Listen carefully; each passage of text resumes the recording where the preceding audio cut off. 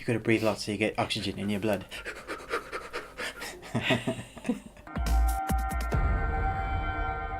Hi and welcome to the Ruby Tuesday. My name is Ruben and this is K. Hi. And today we are reviewing Netflix's original film, The Perfection.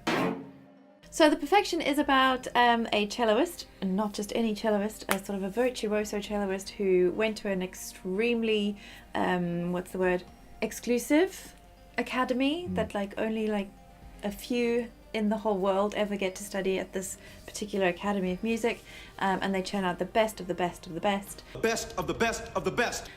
So she was their star pupil, and then her mother became ill and she had to go home and look after her mum. So she's had this long absence, and she reaches out to make contact with her old alma mater, only to find out that she has been replaced. That's basically the synopsis. Well, you know what happens now. We are going to try and skirt around any spoilers because this film is spoiler-tastic. I didn't actually know where this film was going to go in any direction at any point, really. And I have to say, I really enjoyed this film. Netflix have quite a unique track when it comes to their original films and not their original series. Their original series, they generally are quite strong at producing really fantastic stuff. Dark, Stranger Things, those are quite widely loved. But when it comes to the films, let's just say they can be mixed. Now, I have a soft spot for those films, especially when it's science fiction. So I reviewed The Silence was A Silent Night. No, The Silence. And it's very similar to Bird Box, and I kind of liked it, but that was very mixed. A lot of people hated that and just like, oh, here's Netflix doing their thing again. I have to say, I feel like, and I hope I'm justified in this, that this is actually a good original film because the content is so unique, it's so different, it's broken up into 4 parts. It's like 4 movements of music, sort of. Yeah. I thought the acting was really good. I didn't find anyone to be a weak link in the cast. I thoroughly enjoyed the performances.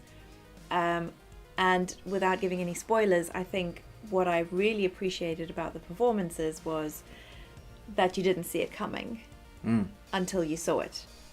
If that makes sense. When you watch it, you'll see there'll be... I can't actually say what I want to say because I'd give a spoiler.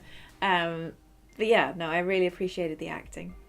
Very much so. And the cinematography was beautiful. There were some shots that were just really lovely. Yeah, I mean, special mentions should go to mentioning the cinematography and the score. Oh, of course. The whole film is, because it's based on these celloists. Cello, baby. Cello. Because it's based on cellos, you have basically this. The score is a lot of cello and orchestral music, kind of really driving the film. In parts, it's totally the film. Yeah. So where in some films are influenced by music and score, it just carries it. And then with the cinematography, the way they are really going for influences, I really had things like Get Out even. It was weird because while I was watching the film, I was remembering how creepy and how visually... No.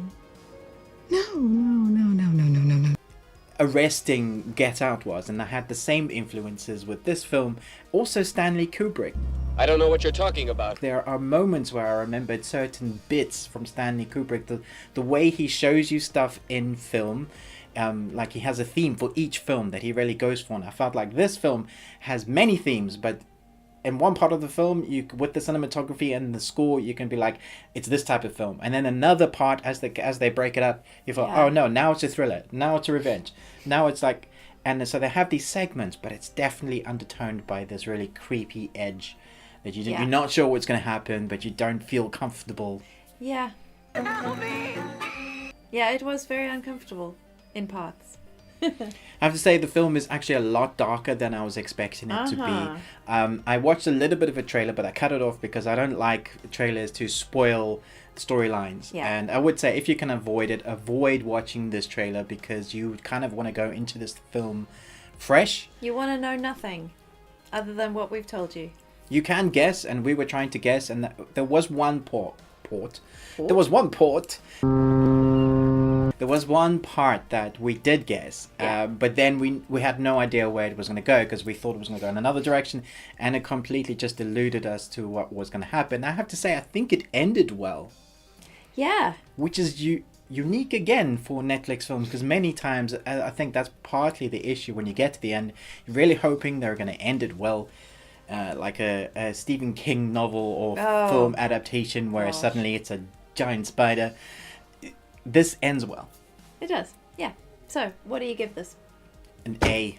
No kidding. A. I don't think it's perfect, and it has a couple of issues that I don't really want to go into, and I think it's really hard for a film to be perfect. Like it has to be like the best of the best of the best. So.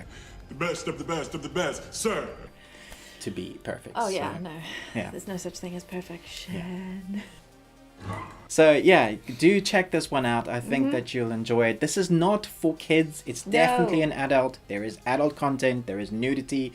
There is gore. There is suspense in the way that it kind of sits on your mind and you'll think about it. And the theme and parts is really nasty. So bear that in mind. No kids. Yeah. But most of all, thank you for watching. Let's do that a bit again. That bit again. Thank you so much for watching this review. We're probably going to do a spoiler review for this as well if you want to listen to us talk about the things we couldn't talk about in this film. But watch the film first. Watch the film first. Then you can join in. I hope you found this informative and it's kind of piqued your interest to go and watch it. But most of all, until next time, remember, live long and Tuesday.